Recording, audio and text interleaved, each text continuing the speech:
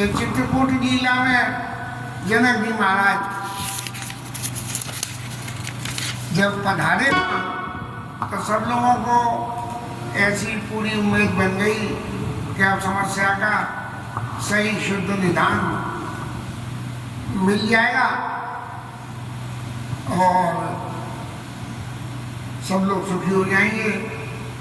लेकिन सबसे बड़ी बात यह है, रामचरितमानस में ये चित्रकूट लीला में भगवान राम के भगवत यद्यपि है लीला, लेकिन सारा आधार जो है भगवान राम के शाश्वत स्वरूप के ऊपर में है।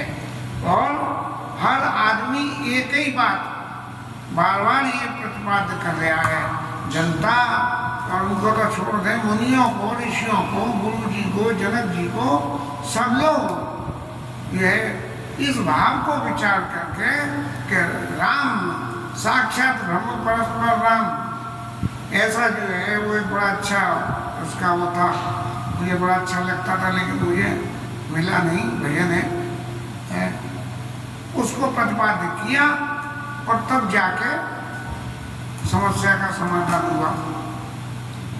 भौतिक जगत में थोड़ा सा ये विचार करेंगे, यदि इस टाइप की समस्या सामने पैदा हो तो जब तक एक व्यक्ति का स्वरूप सार्वभौम नहीं होगा तब तक समस्या का हल नहीं हो सकता है, ऐसी बात है। अब उसी रेफरेंस में जनक जी की पत्नी व्यवहार लौकिक जगत का, लेकिन भगवान का शाश्वत स्वरूप ध्यान रखे, ये जो क्रिया है, इसी क्रिया की वजह से ये इस समस्या का निदान हो पाया। सीता जी माता जी काशी में यशोदा वो कौशल्या मैया के पास आई और आपस में विचार विनय करके और सीता जी को अपने संग लेके और अपने स्थान पे जहाँ उनका विश्राम स्थल था वहाँ आई है और आके उन्होंने सिय पितुमातु सने बस और विकल सकी सवार धरन सुतादी लगी धरे समय सुधर्म विचार। अब सीता मैया माता जी के संग राम जी के पास से यहाँ अपने कैंप में आई और माता जी पिताजी को देखा और एकदम इतनी विकल हो गई, क्योंकि एक पिता के लिए सबसे ज्यादा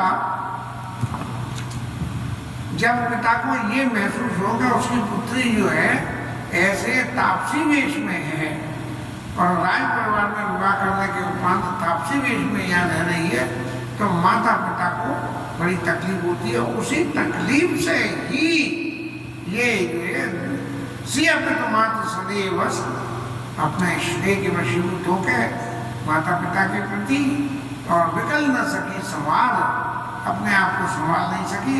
लेकिन तभी आया कि यदि मैं विकल हो जाऊंगी तो माता पिता का क्या होगा, इसलिए उन्होंने धैर्य धारण किया। अब जनक जी महाराज ने जानकी मैया का तापसी वेश का दर्शन किया और करके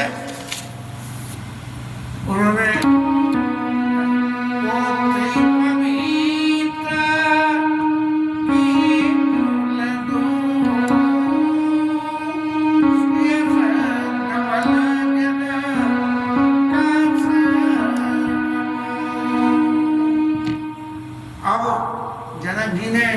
सीता जी को देख के बजाय इसके कि अरे बेटी जैसा जगत में होता है वो क्या भाई तेरे को बड़ी तकलीफ हो ये और ऐसे वस्त्र पहनने पड़ रहे हैं, इन सबको कहने के अलावा उन्होंने क्या कहा कि पुत्र पवित्र किए कुल दो।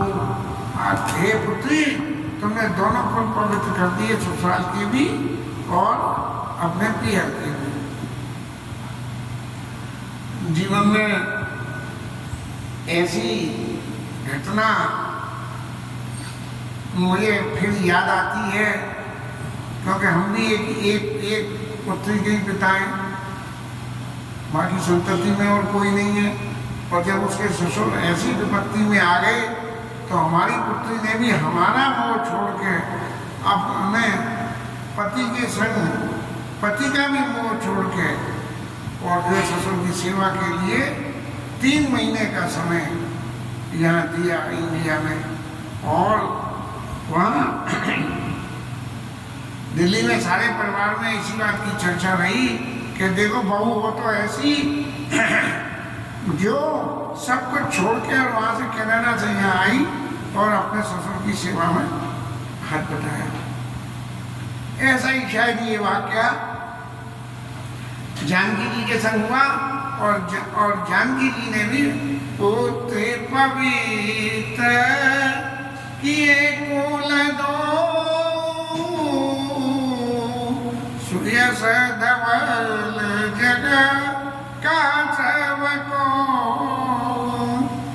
और क्या करा, बोले सीता जी तुम्हारी कीर्ति जो है वो गंगा की कीर्ति से भी बड़ी है।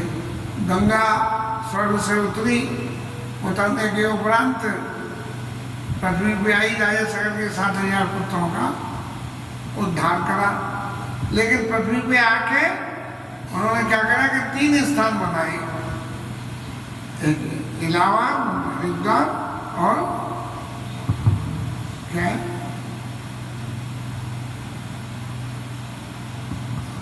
गंगा का उद्गम स्थल गोमुख, इलाहाबाद और प्रयाग और हरिद्वार, ये जो है स्थान गंगा मैया ने बनाए। लेकिन उनके गंगा के बने हुए स्थान पे सब साधु लोगों ने अपना निवास स्थान बना लिया। और लेकिन तुम्हारी कीर्ति रूपी गंगा की वजह से ही आज देखो यहाँ चित्रकूट भी जो है तीर्थ बन गया और यहाँ सब ऋषि मुनि ज्ञानी सब एक से एक बड़े लोग यहाँ सब इकट्ठे होके और इस समस्या का निदान निकालने की कोशिश कर रहे हैं। सीता मैया के सामने जब जनक जी ने उनके गुणों की ऐसी चर्चा करी तो सीता मैया को फिर संकोच हो गया और फिर उन्होंने कि भाई अब यहाँ पिताजी के पास रहेंगे तो ये तो मेरे गुणों की चर्चा करते रहेंगे और गुणों की चर्चा आते आते चित्त में कहीं कोई अभिमान आ गया तो सब करे धरे पर पानी फिर जाएगा। इसलिए जानकी जी ने, और वैसे भी लौकिक जगत में यहाँ पीर और ससुराल पास पास रह रहे हो, वहाँ यदि कोई विपत्ति की स्थिति होती है तो जो है पुत्री को जो है ससुराल में रहना चाहिए, पीर में नहीं रहना चाहिए। तब सीता मैया ने सुनैना जी को बताया कि यहाँ रुकना उचित नहीं है, इसलिए मैं तो वहीं अपने कैंप में राम जी के पास जाऊंगी और उनकी सेवा में रहूंगी। और वहाँ से जो है सीता मैया विदा हो गए। चलिए सीता मैया तो चली गई, लेकिन बार बार मिली भेंट सिया और विदा की सम्मान। कई समय सिर भरत गति सुबानी सयाम। अब कौशल्या जी ने सुनैना जी से कहा था कि मोरे सोच भरत कर भारी, मैं मेरे हृदय में रहे नहीं कोई लागत नहीं। भरत जी अगर यहाँ अयोध्या में रह गए तो ये मुझे लगता है कि ये अच्छा नहीं होगा और उनके इस विषय में मेरे को बहुत ही ज़्यादा संकोच है। इसलिए ये सुनैना जी आप कोई भी जतन से राजा जनक जी से प्रसंग चला के और ऐसी बात कहना कि भरत जी अयोध्या में न रहें और राम जी के साथ में रहें। क्यों कि गुरु जी ने भी ये कह दी थी कि तुम कानन जमुना उदय भाई भौरी सी सहित भाई और नतल जाए मैंने तीन भाई भौरी सी सहित भाई, ये भी हो गया। और भरत जी ने भी ये कहा नतल फेरी यही बंद दो नाथ चलो मैं साथ, महाराज दोनों भाइयों को भेज दो मैं आपके साथ चला करूँगा, इस तरह की। और यही भावना के आशा जो है कौशल्या मैया ने सुनैना जी को कहा तब जो है सुनैना मैया ने जनक जी को ये बात कही। तब जनक जी ने क्या जवाब दिया, ये वास्तव में एक इतना कहना चाहिए मंझा हुआ जवाब है कि सुने गोपाल भरत व्यवहारू और सोन सुगंध सुदास सिसारू। भरत जी के व्यवहार को यदि हम आके कि भरत जी का व्यवहार क्या है और कैसा है, तो क्या पता लग रही है? बोले एक ही बात पता लग रही है कि सोने सुगंध, इतना शुद्ध और पवित्र है भरत जी का व्यवहार कि जैसे सोने में सुगंध आ गई हो। और सोने सुगंध सुधा शशि सारू, जैसे चंद्रमा का इसेंस उसको के अमृत में होता है, ऐसे ही ये भरत जी का जो चरित्र है वो अमृत के समान है। और एक बात और सुनो, मेरी जनक जी कह रहे हैं कि मेरी स्थिति ये है कि मैं राजनीति को अच्छी तरह से जानता हूँ और ब्रह्म विचार भी जानता हूँ, लेकिन भरत जी ने इन मेरे इतने सारे ज्ञान और विचार के बावजूद भी सोमति मोरे भरत महिमाई कहे छल छुअत न छाई, कि मेरी मति भरत जी की इस महिमा को पकड़ना तो बहुत दूर, समझना तो बहुत दूर, उनकी छाया को भी नहीं छू सकता। इस तरह से भरत जी के गुणों की चर्चा करते हुए एक बात है कि भरत जी के चरित्र को किस तरह से बताया, व्याख्या कर दी जा सकती है। निराबादी गुना निरुपमा पुरुष, भरत जी के लिए कोई सीमा अवधि नहीं है और कोई उपमा दूसरी इनके लिए सामने दी नहीं जा सकती है। भरत भरत समजान, भरत जी को भरत जी के समान ही जानना चाहिए, किसी दूसरे से इनकी कंपैरेटिव स्टडी नहीं कर सकते हैं कि फलाने उसमें ऐसी घटना हुई तो भरत जी के केस में ये लागू होती है, इसलिए भरत जी के केस में ऐसा हो जाना चाहिए। कई मैंने भरत जी के बारे में कुछ भी कहना ऐसा है कि सुमेर पर्वत को एक बहुत छोटे से 1 किलो पत्थर के टुकड़े के समान समझ लेना, इस तरह से भरत जी को समझना से आसान नहीं है। और इनके गुणों की चर्चा को अगर सुगम वर्णत वर्णी जीव यदीन मीन जम धरनी, बिल्कुल कोई कुछ कह ही नहीं सकता, भरत भरत हैं। इस तरह से है भरत अमित महिमा सुन रानी और जाने ही राम ने कई बखानी। तुमसे जो कुशल्या जी ने आपसे कहलवाई है तो मेरी तो मति उनकी छाया को भी नहीं छू सकती है, और तो और सही जाने ही राम ने कई बखानी। भरत जी की महिमा इतनी जबरदस्त है कि राम जी महाराज जानते हुए लेकिन फिर भी भरत जी की महिमा को बखान नहीं कर सकते हैं। इस तरह से आपस में दोनों पति पत्नी चर्चा कर रहे हैं, लेकिन बड़े सप्रेम भरत अनुभव और तिय की रुचि लखी कर राव। अब यहाँ जनक भी उसी बात पे आ गए जो भरत जी ने कहा, और उस मामले में जो है सुनैना जी की रूप को ये देख के कि भाई आगे 2 बहनें 2 भाइयों को ब्याही हैं और 2 भाई तो राज्य छोड़ के वन में चले जाएं और 2 भाई राज्य करें, तो ये क्या पुत्रियों की माता को स्वीकार होगा। लेकिन जब जनक जी ने ये देखा कि सुनैना जी का इस बारे में कोई विचार ऐसा कुछ भी नहीं है, तो उन्होंने कहा बहु नहीं लखन भरत बन जाएंगे। मेरे हिसाब से लक्ष्मण जी को वापस भेजा जाए और भरत जी को जो है भेज दिया जाए और इसमें ही सब लोगों का हित हो जाएगा। लेकिन ये होना क्या संभव होगा? ये होना संभव नहीं होगा। क्यों? कि देवी परंतु भरत रघुबर की और प्रीति प्रतीत जाई नहीं तरकी। भरत जी की और राम जी की जो आपसी प्रीति है ये प्रीति तर्क के विषय हो के तर्क से नहीं कही जा सकती है। इसलिए भरत जी के चरित्र को यदि व्याख्या करें तो भरत जी ममता की एक्सट्रीम सीमा है कि राम जी के प्रति एक्सट्रीमता है, इतनी ममता है राम जी के प्रति कि इससे ज्यादा किसी को छोड़ ही नहीं सकता। यद्यपि राम सीम सुनता की और हमारे राम जी महाराज क्या है, इनके लिए तो सब जगत एक सा है।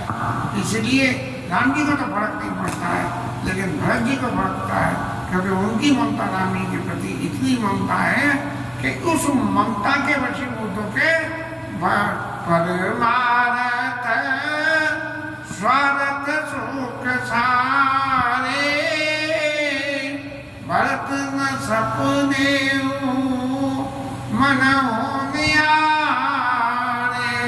भरत जी ने जो है अपनी इस समता की परिभाषा में इस लोक का सुख, परमार्थ का सुख, इनको कभी स्वप्न में भी ये नहीं सोचा।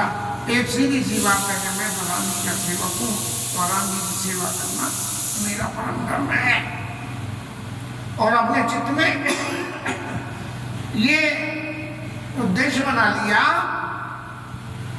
कि साधन सिद्धि राम पद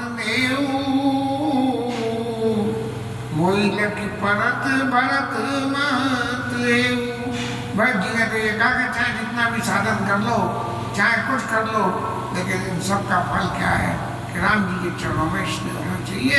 इसी स्नेह के वशीभूत होकर राम जी जो कुछ कहें भरत जी सब कुछ करने के लिए तैयार हो जाएंगे। बोरे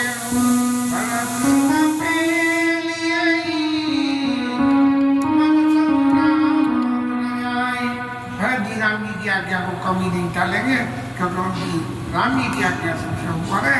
इसलिए अब आप सब छोड़ो, राम जी जो है परब्रह्म परमेश्वर हैं और सीम समता की सबको एक दृष्टि से दर्शन करते हैं राम जी महाराज।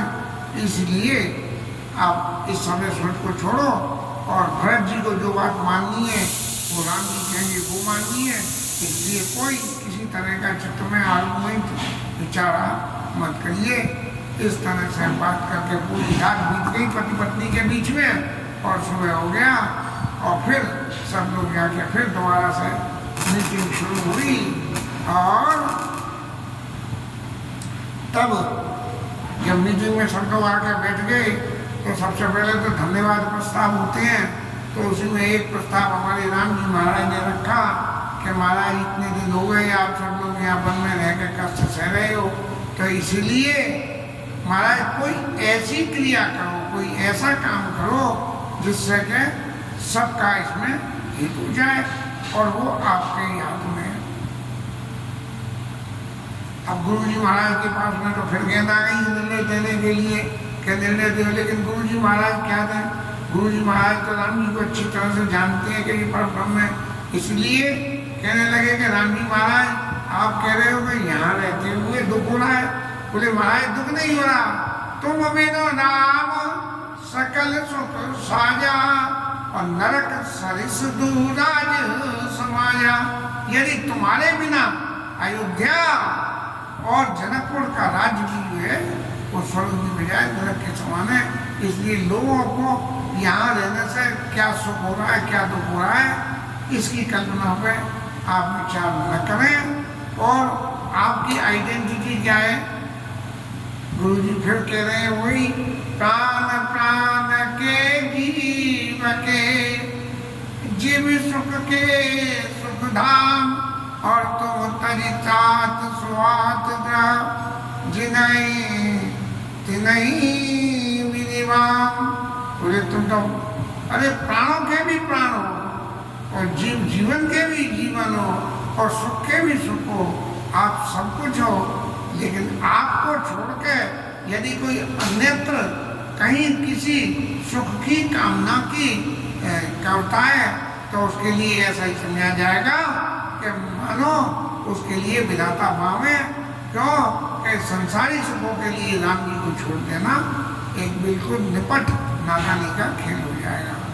और तो और सही दुनिया के जितने सारे कर्म होते हैं इस संसार में आने के बाद उन सबका फल एक ही है कि सो सुख धर्म कर्म जन राम पर पंकज पाऊँ। अरे संसार में रहकर चाहे कुछ भी करो, लेकिन यदि राम जी के चरणों में प्रेम पैदा नहीं हो तो कितना भी नियम संयम योग जप तप। कल वो महाराज कह रहे थे, गौरदास महाराज को सुना था, और वो कह रहे थे कि इतने इतने संत हुए, संतों ने बहुत कुछ करा। राजा नग की कथा में कह रहे थे कि राजा नग ने इतनी गाय दान करी, सबके बाद भी जो है गिरगी धोकर कुएं में पड़े रहे, और उसका कारण ये था कि जन राम पद पंकज भाऊं, भगवान को समर्पित करके न करके अपने आप को कि मैंने बहुत दान किया है ऐसा माना, तो उनको ये फल भुगतना पड़ा। इसीलिए किस किस की क्या क्या रुचि है, कौन क्या चाहता है महाराज, आप तो प्राण के प्राणों और जीव के जीव और सुख के सुखों। इसलिए अब आप सब अच्छी तरह से जानते हो, तुम बिन दुखी सुखी तुम ते, तुम जाना जिया जो जे के।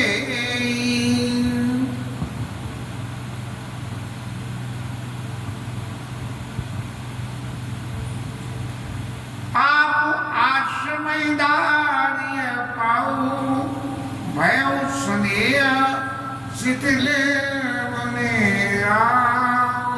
अब महाराज जो है आप अपने आश्रम में पढ़िए जाके, आप सब कुछ जानते हो, इसलिए आप जाके आप प्राण के प्राणों जीव के जीवो, इसलिए सारी समस्या का निदान तो आपके पास होना है। और सही मायने में यदि देखा जाए तो जब गुरु जी को समस्या का निदान अपनी विद्या बुद्धि के माध्यम से होता नहीं दिखा, तब उन्होंने कही कि पहले एक बार राम जी को तो यहाँ से इस मीटिंग में से थोड़ा सा अलग करें और फिर जनक जी से बात करें कि जनक जी जो भगवान की सारी लीला को जानते हैं, उनका इस संबंध में क्या कहना है। तब जो है राम जी महाराज तो वहाँ से सभा में से उठ के अपने कुटिया में चले गए, और गुरु जी जो है जनक जी के पास आए हैं, और आके जो कुछ भी राम वचन गुरु को सुनाई, राजा से बताई कि राम जी कह रहे हैं कि लोग आगे यहाँ तकलीफ पा रहे हैं, और मैंने जो है उनसे कही है कि तुम्हारे बिना यदि नरक भी मिले, तुम्हारे संग में यदि नरक भी मिले तो वो भी बहुत बड़ी बात है, लेकिन तुम्हारे बिना यदि स्वर्ग भी मिले तो वो भी बेकार है। इसलिए महाराज राम जी के बिना तो कोई काम होता नहीं है, तो महाराज हमारी तो बल्ली था खानी नहीं।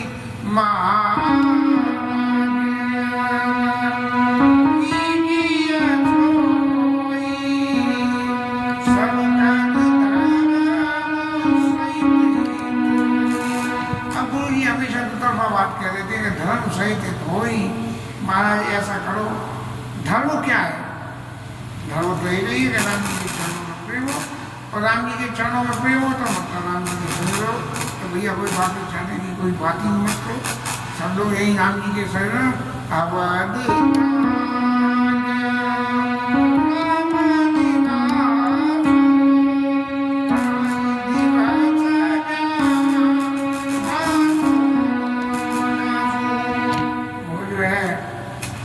मैया ने लक्ष्मण जी को उपदेश में कहा कि बोले कि आप राम जी के संग में वन में जाना चाहते हो, और आपको ऐसा लग रहा है कि राम जी आपको अयोध्या में रखना चाहते हैं, तो अयोध्या की परिभाषा क्या है? बोले जहाँ राम है वहीं अयोध्या है, इसलिए आप जो है राम जी के साथ में वन में चले। राम जी जहाँ रहेंगे तो आपके लिए वो हमेशा अयोध्या ही रहेगी, कभी आपको ये महसूस ही नहीं होगा कि आप।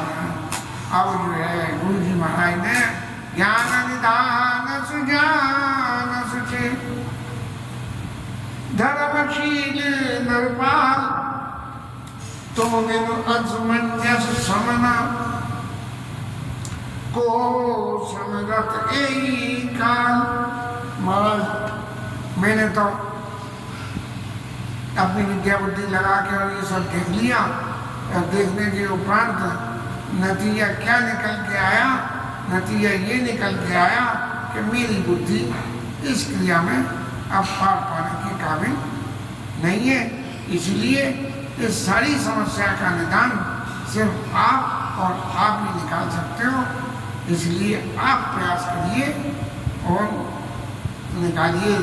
राजा जनक जी को इतना मान गुरु जी महाराज ने दिया। कथा लीला तो आगे चलेगी और आज की कथा विषय